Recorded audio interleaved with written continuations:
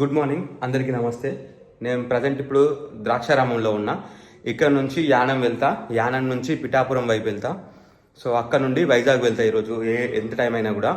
So night నుంచి ఎంత ఇబ్బంది అవుతుందనంటే వీడియో ఎడిటింగ్ ఎక్స్పోర్ట్ చేసే వరకు వీడియో మస్తు ప్రాబ్లం అవుతుంది. నైట్ 12 అయింది, మళ్ళీ మార్నింగ్ 5 స్టార్ట్ అయినా. అసలు ఇవాళ యాక్చువల్గా నేను ద్రాక్షారామంలో ఉండాలి అంత సెట్ అయితే. సో వీడియో పెట్టడానికి మాత్రం చాలా కష్టపడాల్సి వస్తుంది. ఐఫోన్ మాత్రం దాని యాటిట్యూడ్ చూపిస్తుంది, మొత్తం అయితే నాకు సతాయిస్తుంది. ఇప్పుడు ఏం చేస్తున్నానో చూపిస్తా చూడండి. ఐఫోన్ నుంచి హార్డ్ డిస్క్లోకి వేసి మళ్ళీ హార్డ్ డిస్క్ నుంచి సెకండరీ ఫోన్కి వేసి అందులో ఎడిట్ చేద్దామని చూస్తున్నా. ఈ గోప్రో హ్యాండ్ ఇచ్చింది. రైడింగ్ ప్యాంట్ చినిగింది కదా అంటే మామూలుగా చినగలే, జస్ట్ 5 యూజ్కే చినిగిపోయింది. సో ఇది నా బెడ్, ఇది నా రూమ్, స్నానం చేసిన రెడీ అయిపోయినా. సో వీడియో పెట్టాలన్న కాన్సెప్ట్లోనే ఆగుతున్నా. చాలా డిలే అవుతుంది వీడియో కోసం, కానీ అయినా పెట్టకపోతే నేను మళ్ళీ నాకు అట్లనే అలవాటు అయిపోతుందని చెప్పేసి ఆగుతున్నా. సో వీడియోని ఏదో ఒకటి చేసి ఇంకా ఈ నుంచి స్టార్ట్ అయిపోతా. సో యానం వైపు వెళ్దాం. గోప్రో లేదు, గోప్రో వ్యూ రాదు. సో ఈ ఒక్కరోజు నన్ను క్షమించండి. మళ్ళీ వైజాగ్ పోయిన తర్వాత మనకు గోప్రో బ్యాటరీ ఒకటి వస్తుంది, దాన్ని బట్టి నేను మళ్ళీ చేస్తూ పోతూ ఉంటా. సో ఇంకా స్టార్ట్ అయ్యేటప్పుడు చూపిస్తాను మిగతా స్టోరీ అంతా. లొకేషన్స్ ఎంత బాగున్నాయంటే చూడండి, పొలాలు చుట్టూ కొబ్బరి తోటలే మొత్తం అంతా, పక్కన కాలువలు, మళ్ళీ ఇటు కాలువ, ఇల్లులు చూడండి మొత్తం చెట్లలోనే ఇల్లు కట్టినట్టు మొత్తం ఉన్నాయి చూడండి. ఎవరింట్లో చూసినా కూడా మొత్తం చెట్లతో నిండిపోయి ఉన్నాయి. అసలు వాళ్ళ ఇంటి మీద ఎండనే పడట్లేదు, అంత బాగుంది ఇక్కడ లొకేషన్ మాత్రం, చల్లగా ఉంది. సో ఇట్లా వెళ్తే యానం 13 కిలోమీటర్లు. యానంలో ఒక కేంద్రపాలిత ప్రాంతం మేనట్టు ఉంటుంది కదా, యూనియన్ టెరిటరీ. పోయి అక్కడ పెట్రోల్ కూడా ఫిల్ చేయించుకుంటా. కొంచెం లో ఉంది అంటే పెట్రోల్ కాస్ట్ అక్కడ తక్కువ ఉంటుంది యానంలో. సో అక్కడ నుంచి పిఠాపురం వెళ్తా. టెంపుల్ 12ంటికి క్లోజు. ఆ 12ంటి వరకు నేను చేరుకోవాలి, లేకపోతే మళ్ళీ 5 రాగా వట్టి ఉండాల్సి వస్తుంది. సో ఫటాఫట్ 12 లోపు దేవుని దర్శనం చేసుకొని వైజాగ్ సైడ్ స్టార్ట్ అయిపోతా. సో ఇంకా వెళ్దాం. ఇలా రీడింగ్ వచ్చేసి 56,145 ఉంది ప్రజెంట్ రీడింగ్. యానంకి అయితే వచ్చినాం. ఇదే యానం. నాకు 14 కిలోమీటర్లు 15 కిలోమీటర్లు వచ్చింది, తొందరనే వచ్చేసిన. సో అటు సైడ్ రైట్ సైడ్ వెళ్తే వ్యూ మంచిగా ఉంటుంది వాక్ చేయడానికి కానీ, అండ్ అటు లాస్ట్ కూడా ఇంకా బ్రిడ్జెస్ అది ఉంటుంది. ఇదే విజిట్ చేయడానికి యానంలో. సంక్రాంతి అప్పుడు వచ్చిన యానంకి. ఈ ఏరియాలో నడవడానికి అసలు జాగే లేకుండే, అంతమంది ఉండే.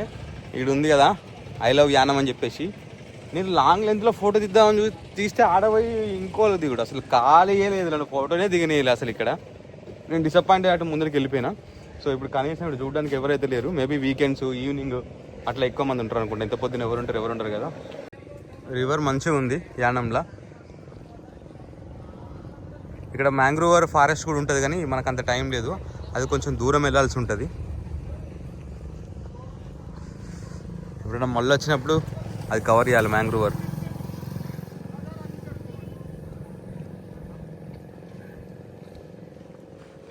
ఎంత బాగుంది నా తల్లి భారతమాత విగ్రహం, చాలా బాగుంది, చాలా పెద్ద ఉంది. రిలయన్స్ ఇండస్ట్రీ వారు కట్టించారంట, మంచిగా ఉంది గోల్డెన్ కలర్లో. ఒక స్పెషల్ అట్రాక్షన్ ఇక్కడ బాగుంది ఈ బీచ్లో. సో ఇదే వేలు వెళ్ళిపోదాం.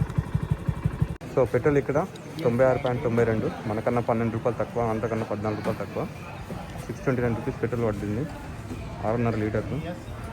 సో ఇక్కడ నుంచి పిఠాపురం, నెక్స్ట్ వైజాగ్ వెళ్ళిపోవాలి. ఇంకా హై బ్రో, బాగున్నా బ్రో. ఇక్కడేనా, లోకలేనా? ఈరోజు మన రూట్ ఇది. కాకినాడ, కత్తిపూడి, విశాఖపట్నం ఉంది కదా, యానం ఏమో రైట్ సైడ్. ఇప్పుడు మనము విశాఖపట్నం వరకు వెళ్ళాలి ఈరోజు, కానీ పిఠాపురం నుంచి పోవాలి. సో మళ్ళీ పిఠాపురం నుంచి విశాఖపట్నం వస్తుంది కావచ్చు. మళ్ళీ సాయంత్రం వరకు పోదాం. ఇంకా వెళ్దాం ఇంకా. సో ఫ్రెండ్స్, ఫైనల్గా కాకినాడకు వచ్చిన. కాకినాడ నుంచి కూడా నాకు ఫాలోవర్స్, సబ్స్క్రైబర్స్ ఉన్నారు. సో ఎవరైనా హాయ్ అని మెసేజ్ పెట్టండి, కాకినాడ వాళ్ళు ఎవరైనా ఉంటే. దయ్యం పోవాలంటే తావీజు కట్టాలి, మరి దయ్యం రావాలంటే తాళి కట్టాలట. అన్న బాగా ప్రెస్టేషన్లో ఉన్నట్టున్నాడు, అందుకే కొటేషన్ వేసింది దాని మీద.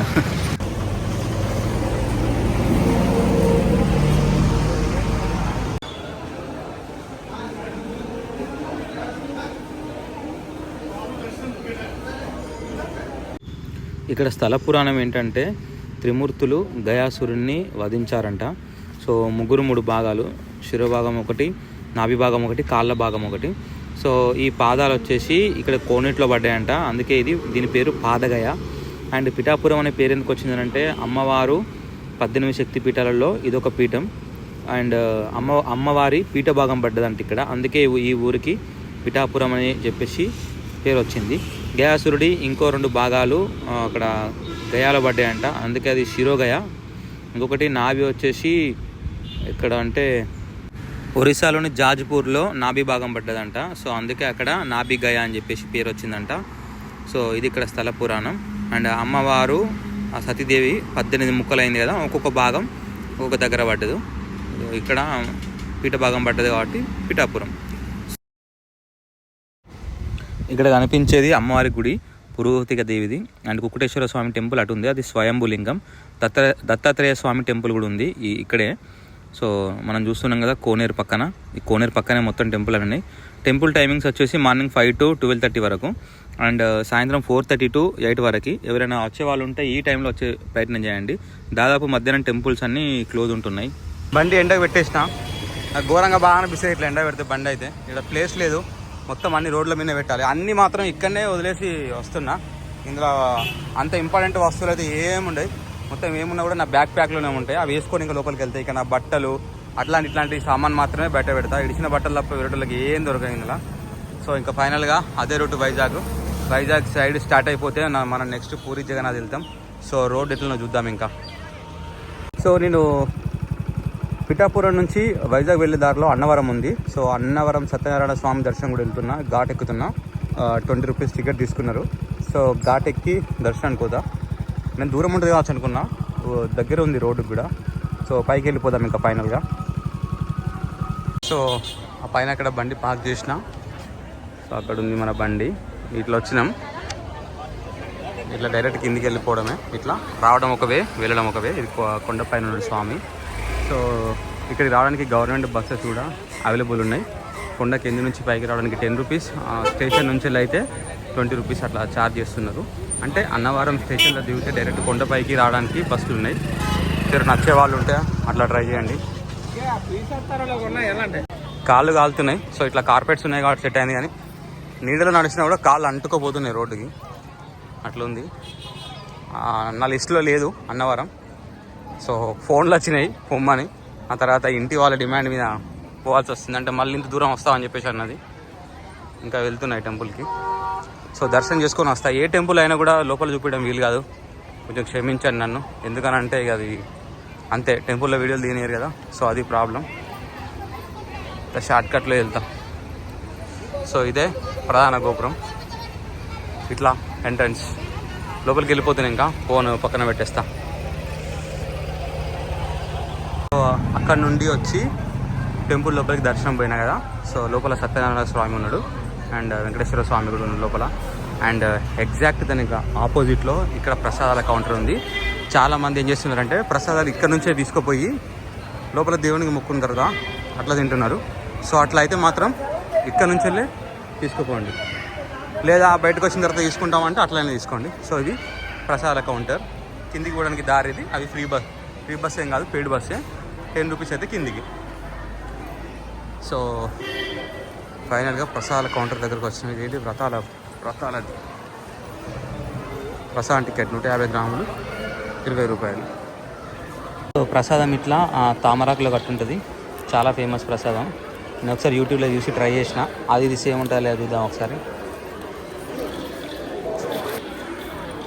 అన్నవరం ప్రసాదం ఇట్లా తామరాకులో కట్టిస్తారు. ఇందులో తాటి బెల్లం, నెయ్యి, జాజికాయ, యాలకులు, సో నెయ్యి ఇవన్నీ మిక్స్ అయి ఉంటాయి. ఫైనల్గా ప్రసాదం కూడా తినేసిన. అన్నవరం ప్రసాదం టేస్ట్ బాగుంది. ఇక్కడ నుంచి వైజాగ్ స్టార్ట్ అయిపోతా. 100 కిలోమీటర్స్ ఉంది. ఇంకా మెల్లమెల్లి వెళ్ళిపోవడమే. నెక్స్ట్ ఏ టైం అయితే పోయే వరకు. సో డైరెక్ట్ ఇంకా మధ్యలో ఎక్కడ ఆగను, డైరెక్ట్ వైజాగ్ చలో. మధ్యలో ఒక ప్లేస్లో ఆగిన. బండి చాలా సేపు అయింది, ఒక 1 అవర్ అట్లా రెస్ట్ ఇద్దామని ఆపిన. ఈ చైర్ మాత్రం మస్తు యూజ్ అవుతుంది కూర్చోడానికి. కొంచెం ఎఫిషియెంట్ ఉంది. ఇక్కడ మొత్తం జీడి తోటలు ఉన్నాయి. మేము జీడి మామిడి పనులు అంటాం ఇవి.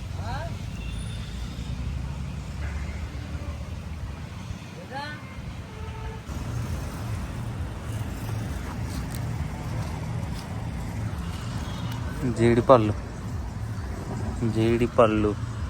జీడిపప్పులతో ఉన్నాయి. రెడ్డియా ఇవా?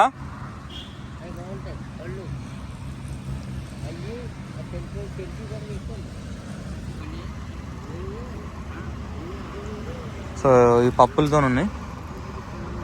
ఇవి ఇప్పుడు టేస్ట్ చేయబోతున్నా. మా అక్కకి ఇవి మస్తు ఇష్టం. ఇక్కడ 100 కిలోమీటర్ల దూరంలో ఉన్నా కూడా అవి ఉంటే పట్టుకురా అంటది వచ్చేటప్పుడు.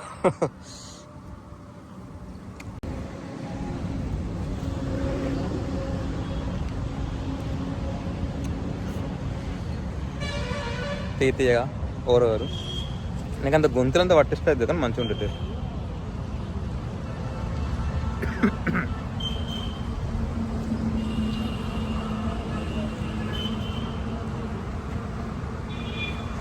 అదే నేను వైజాగ్ వచ్చేసిన అండ్ ఈరోజు ఎండ మామూలుగానే ఉంది.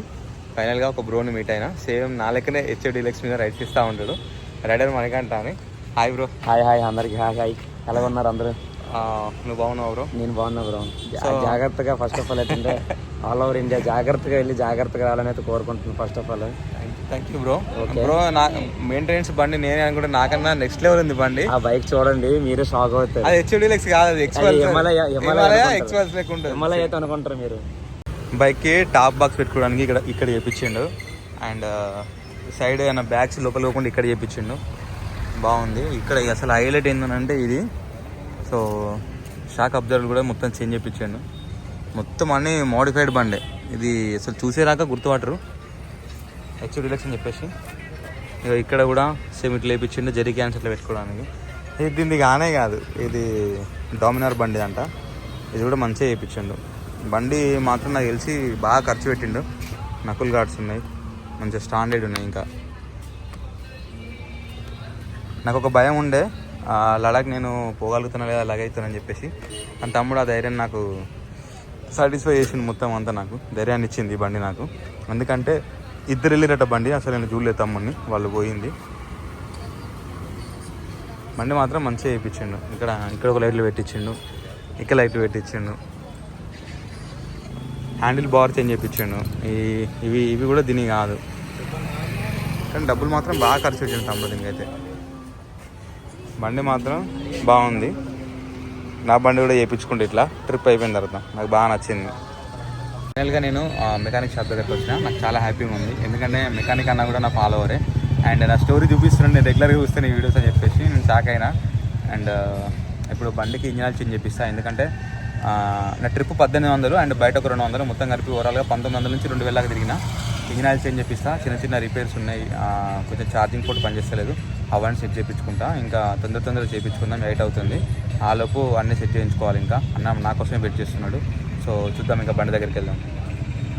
ఈ అన్ననే ఇప్పుడు నా బండి చూస్తుంది. అన్న కూడా నా ఫాలోవర్ అంట. షాక్ అయినా నాకు స్టోరీ చూపించుడుతూనే. ఏం పేరు అన్న? సాయి.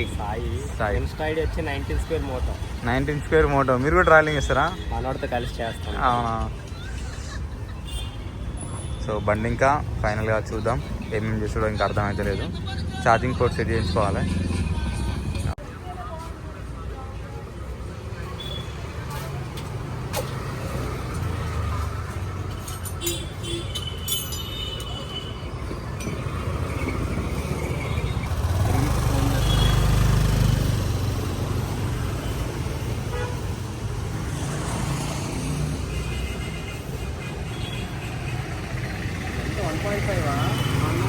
ఏది 1 అన్న?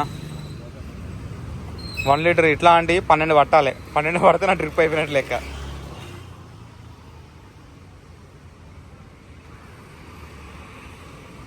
సో ఇంజిన్ ఆయిల్ చేంజ్ చేపిస్తున్నా. 1800 తిరిగింది, మొత్తం 2000 ఇంటి దగ్గర తిరిగిన. అన్న చేంజ్ చేస్తున్నాడు. నైట్ బాగా అలసిపోయినా, సో అందుకే ఆ వీడియో ఏం చెప్పలేదు. బ్యాగులు షిఫ్ట్ చేసుకునే వరకు చాలా లేట్ అయిపోయింది. సో ఇది నా డే 7 వీడియో. ఈ వీడియో కనుక నచ్చినట్టయితే లైక్ చేయండి, సబ్స్క్రైబ్ చేయండి అండ్ మీ ఫ్రెండ్స్కి ఎవరికైనా షేర్ చేయండి. భారతదేశం అంతా హెచ్ఐ డీలక్స్ మీద తిరిగే 25,000 కిలోమీటర్ల ట్రిప్కి మీరు సపోర్ట్ చేస్తారని మనస్ఫూర్తిగా కోరుకుంటూ మీ Telugu traveller Harish. Thank you. Bye bye. Jai Hind, జై భారత్.